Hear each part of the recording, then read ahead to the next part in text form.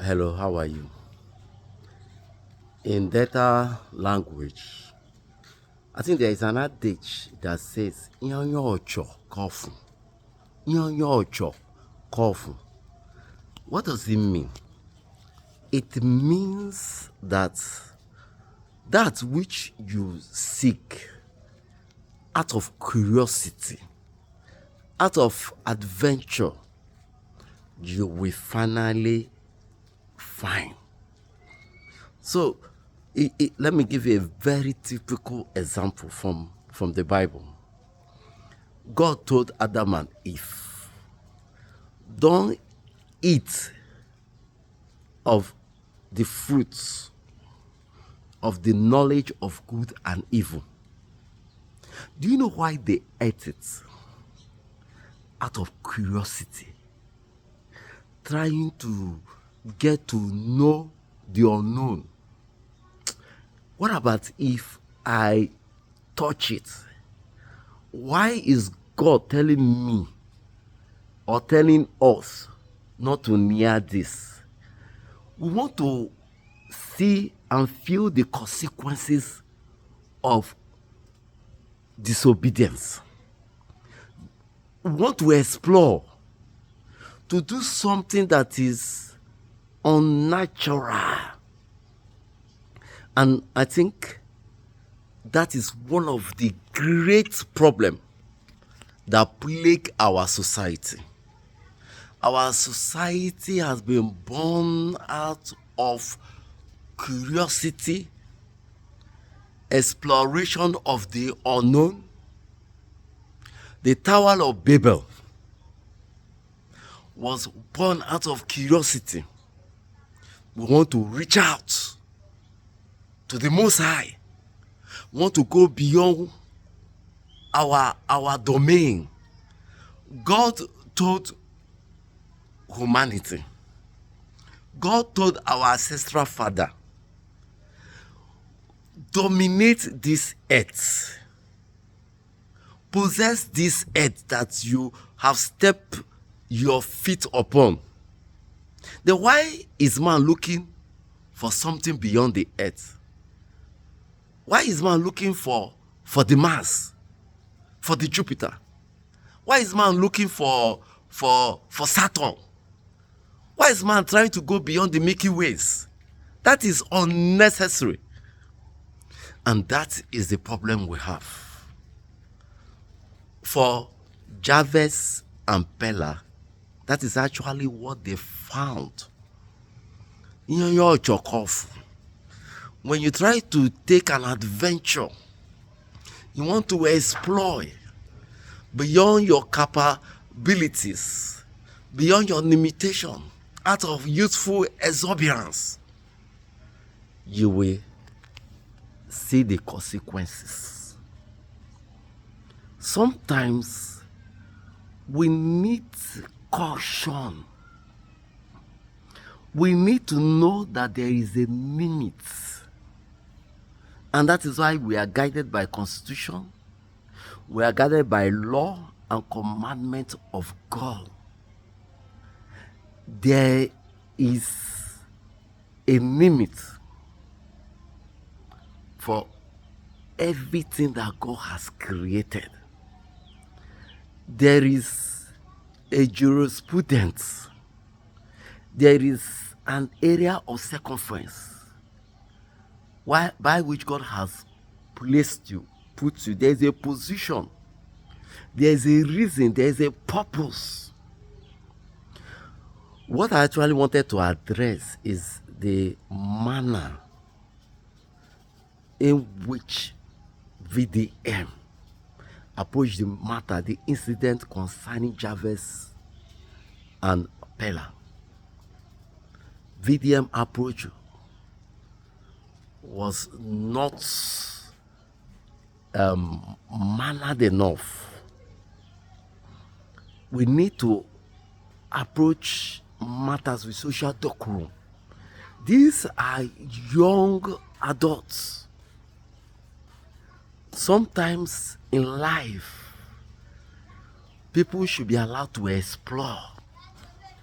Even God that created Adam and Eve, he would have stopped them. Do you think that God was not watching Adam and Eve? He was watching them. He saw them. He saw all that transpired in the Garden of Eden. But he left them. Because God is not a forceful, aggressive creator. He left them to their own will, to their own choices. So, VDM should not come and try to superimpose to these young adults. These are not way matters should be handled. Even though the social media is an avenue to express and talk the way you want. Please, we should be able to time. We should be able to handle issues with caution and respect and dignity and social decorum. If these young men have made their mistake, so be it. I think you owe them counsel and advice. Even these things happen in America. They happen in UK. They happen all over the world. Even the Americans don't kill their people. Sometimes, okay, look at the young man that killed Charlie Kirk. Have they killed him? Have they destroyed him? No. They apply caution and reasoning and try to know why these things happen. I think one of the problems we Nigerians have is that we are so filled with so much aggression, so much forcefulness, so much hatred and fight. And this is not the kind of character that should be embedded in our lifestyle.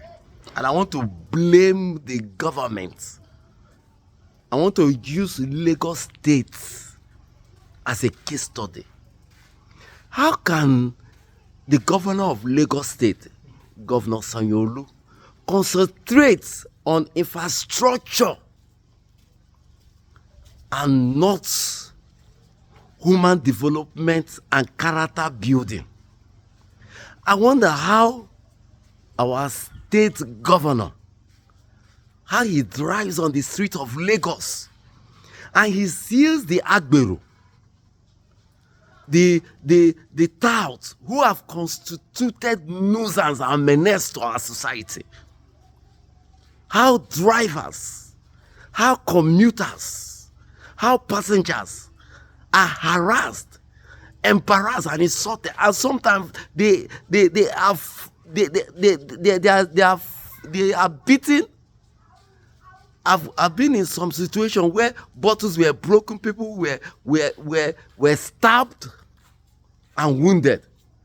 And yet, these unruly, unwanted elements in the society are allowed to go scot-free in the name of bringing comfort to states, governors' purse or local government purse. I want to cite a very good example of a former governor of a state, Cross River State, Professor Ben Iyade. How he came into power and he decided to stop these extortionists. How these people go about collecting money, extorting, not collecting money, extortion, extorting elderly women who sells things that are not even, I don't know how to just explain it. Sometimes when you see the kind of elderly women, elderly men, even all these truck pushers, how they extort money from them, people who are trying to struggle to survive. And yet, they are trying to get money to put into the purse of the local government or state government in the coffer. And yet, these people, life are these people's life, they are deprived of the essence of living at the expense of state government, at the expense of local government. It becomes a do or die affair. You need to see this things. Probably in my subsequent videos, I will get live videos of what is happening, especially in Lagos State. You need to go to Oshodi. You need to go to My 2. You need to go to My 12 and see how how they fight these drivers, these commuters, these passengers. Even I want to believe that very soon we citizens will not be able to walk on the road. They will harass us. You need to go and see these agberos, these extortionists, the kind of houses, the kind of mansions they are building. And yet, the state government allow these insensitive acts to continue. How? What do we expect? I don't know. Do we have children? When our children, my honorable Governor Sanyolu, you have children. When you drive them on the road and your children see how these agberos, these extortionists, I call them tax extortionists, how they fight the well-meaning Nigerians, the commoners on the road, what kind of society are you presenting to your children? What kind of legacy are you leaving? If you, as a governor, you remain in that position and nothing is done about this situation in Lagos State, I'm sorry, you have lost it all. You have missed it. That is why I'm citing an example of Professor Ben Inyade.